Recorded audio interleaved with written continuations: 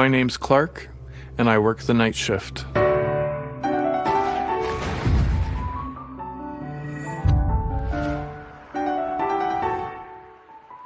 I'm a classically trained concert pianist, and I have toured all over the world playing and recording.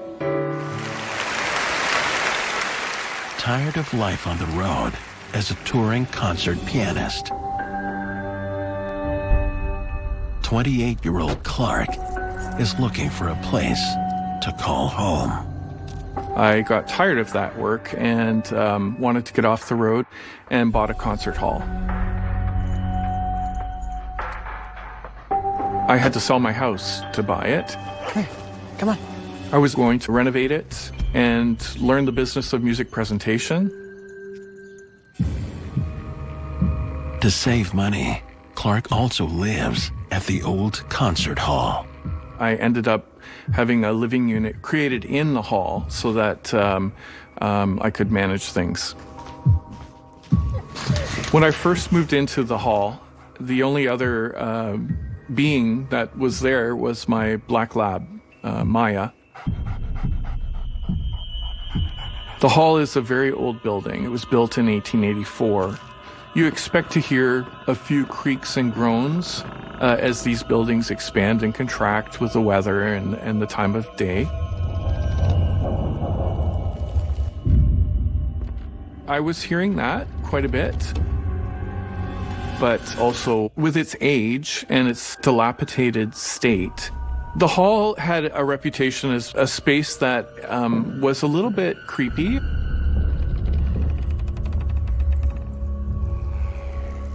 I always thought that when people came up with these stories that they were either just figments of their imagination or hearing the creaking and the groaning of old buildings. So totally non-believer.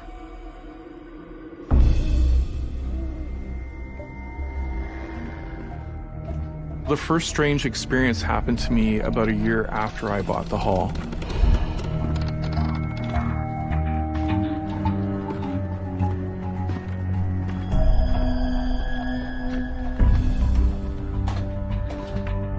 One night when I was closing down the hall, I felt this presence behind me.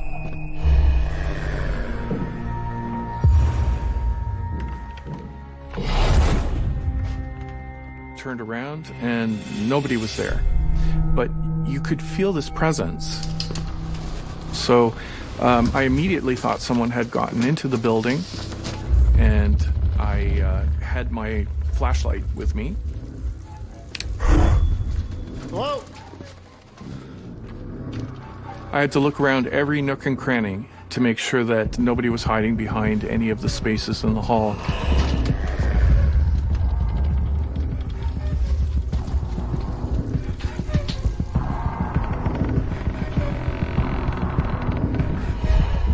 Someone there?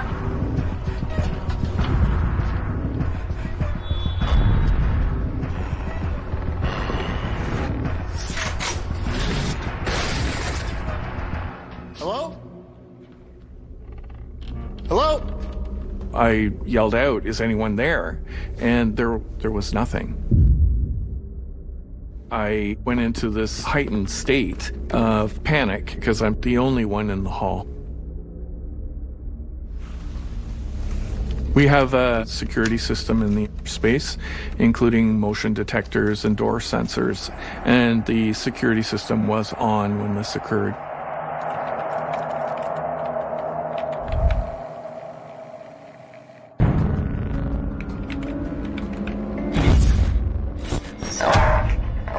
My beautiful dog came in and started barking. And she's not a barker.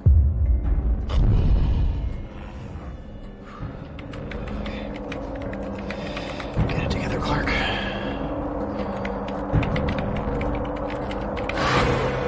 And nothing. There was nothing.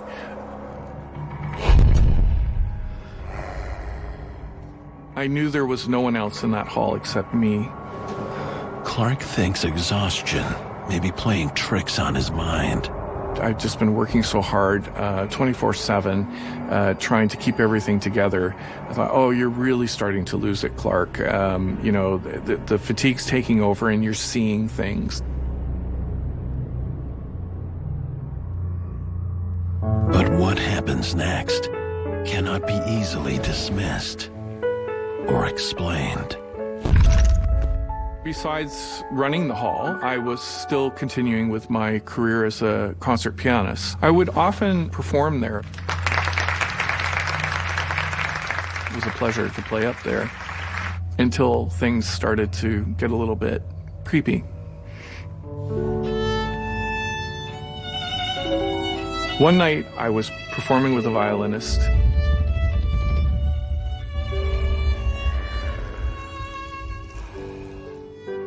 And in the middle of our performance,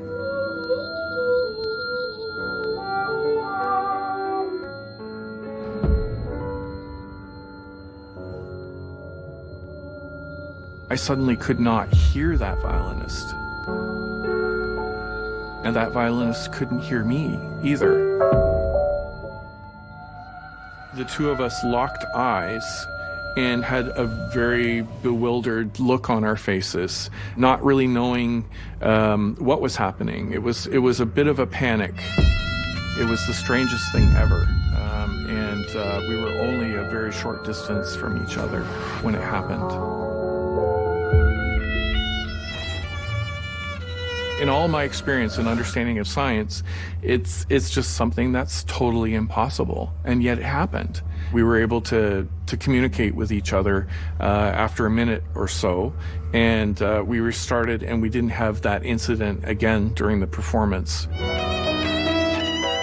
You could not put any logic behind this.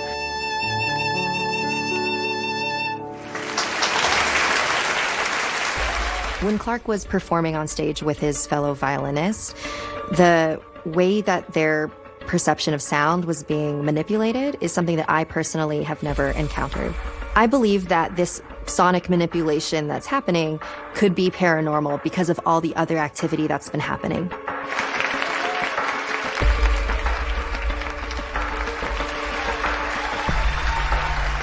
After the performance, we had a chat about it and wondered what the heck had happened up there. I gotta go, Clark. I'm done with this place. Please. Maybe you should cleanse this place. And then a number of other performances within the 2-week period experienced exactly the same thing. And we had some of the performers come to us and say, what's going on up there? Through all of these experiences, we were running the risk of getting a very bad reputation where people would not want to come and perform. We actually have had quite a famous performer who just said, there's no way I'm coming back there ever again. This is a nightmare for Clark as a business owner and as a resident of the concert hall. I was beginning to wonder what could possibly happen next. Clark doesn't have to wait long for an answer. The strange creaks and groans, my dog barking, the strange performances. I began to sense that I wasn't the only one in the hall.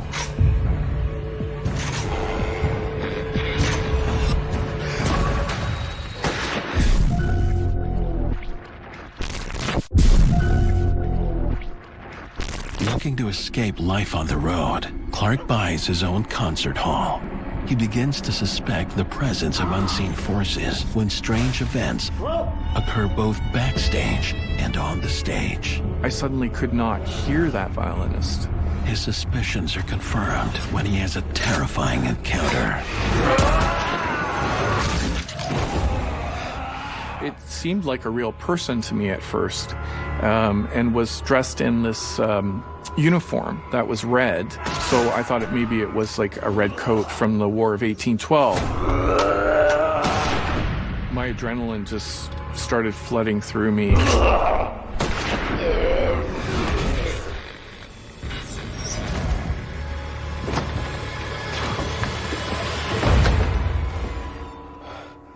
So I barricaded myself inside my living unit.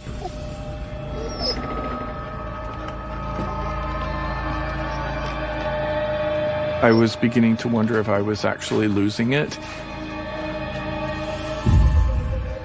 You know, I just really need to get some sleep. Maya, what's wrong? I saw this entity in the corner of the bedroom. I was absolutely paralyzed in fear. I have never been this fearful in my entire life. I would say on a scale of 1 to 10, I was at a full 10. I could not believe what I was seeing. When Maya started barking at this entity, it was affirmation that it wasn't just me seeing something, that this other creature could also see this strange entity in the corner of my bedroom. The hair was up on her back. She was frightened as well.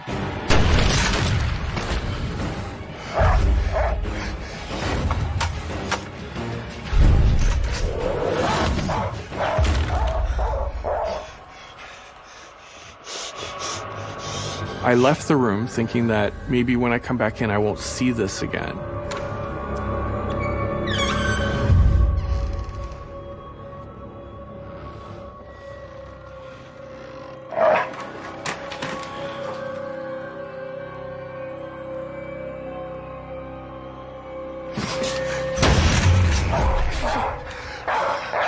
When I walked back into the room, I saw it immediately, still standing in the same place, right in the corner of the room. I never thought I'd be so scared.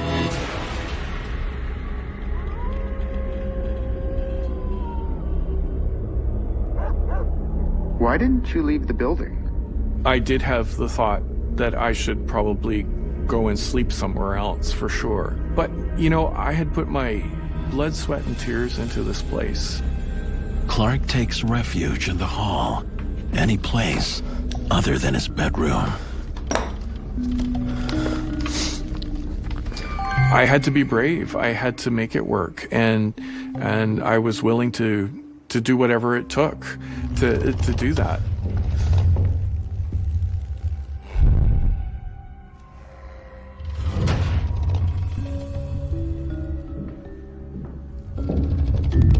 I thought, what should I do? I can't function. I'm not sleeping. This is freaking me out. Clark tries to make sense of what is happening. One of the interesting things that I discovered that may be related is the fact that right across the street from the hall, there used to be 2 graveyards. They were very old. These graveyards were moved in the early 19th century to another location. I feel that there's a good possibility that some of these spirits may be from these burial grounds, but I'm not sure. The spirit of the soldier that keeps reappearing to Clark is definitely an intelligent spirit because it is directly acknowledging Clark's presence and is trying to interact with him. A lot of the times with an intelligent haunting, they're a result of a spirit just wandering aimlessly and not really having a purpose. At this point, I was not sure what I should be doing or thinking about seeing these things. I felt either I buy into the fact that there's something very strange going on in this hall that I can't explain, or I just say, I'm exhausted. Maybe I'm done because I'm starting to see and feel things that don't make any sense whatsoever.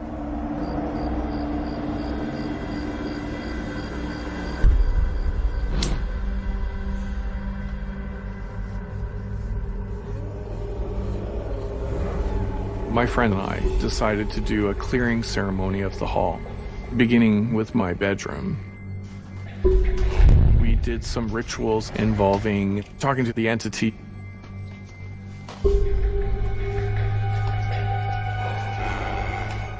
This is not your home. It is time to move on. One of them told me to give the entity some direction.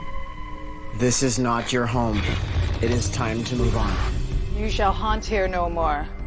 You shall haunt here no more. This is not your home. It is time to move on. You will haunt here no more. This is not your home. It is time to move on. You will haunt here no more. This is not your home. It is time to move on. You will haunt here no more. I had this tingling feeling in my spine that I've never felt before.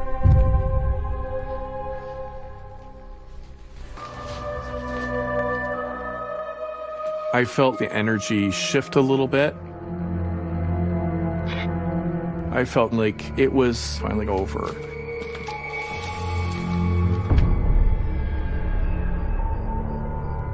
For the first time in weeks, Clark sleeps peacefully.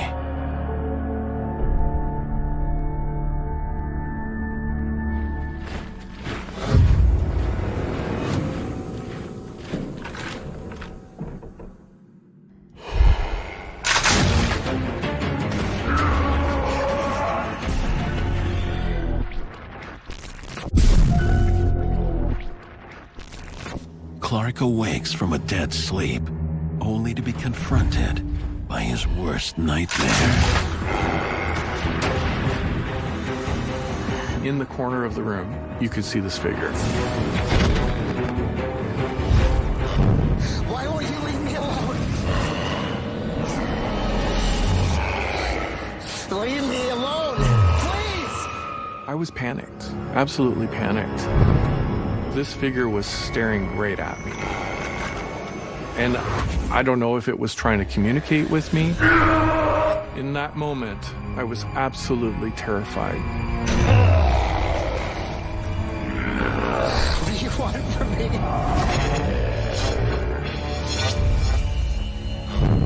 Nearing his breaking point, Clark recalls his friend's advice. I need you to go. Go and guard the back door. They said, well, you should give it some direction, like go tell it to guard the back door. And so I did. I need you to go. Go and guard the back door.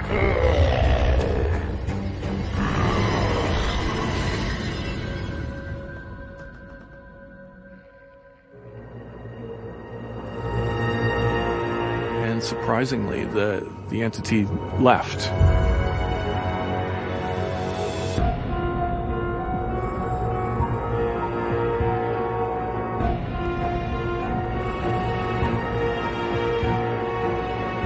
A lot of the times with an intelligent haunting, they're a result of a spirit just wandering aimlessly, not really having a purpose.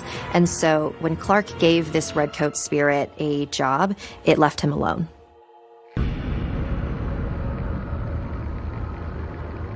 That whole fight or flight mechanism that they say people have, I can attest to. I was really torn between staying and running.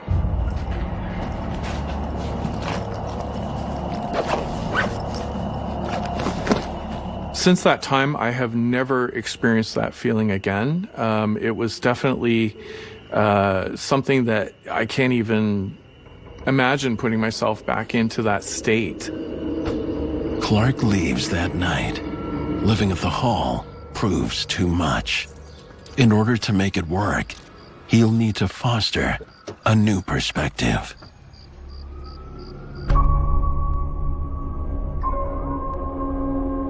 In 2011, I met the man of my dreams and I moved out of the hall, so I no longer live there, but I work there every day.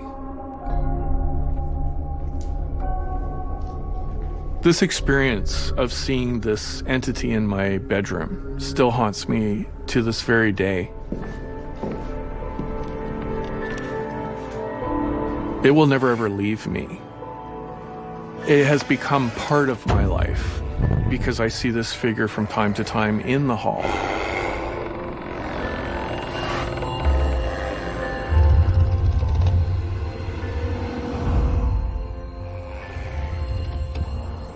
It's just an almost a normalcy of something very abnormal.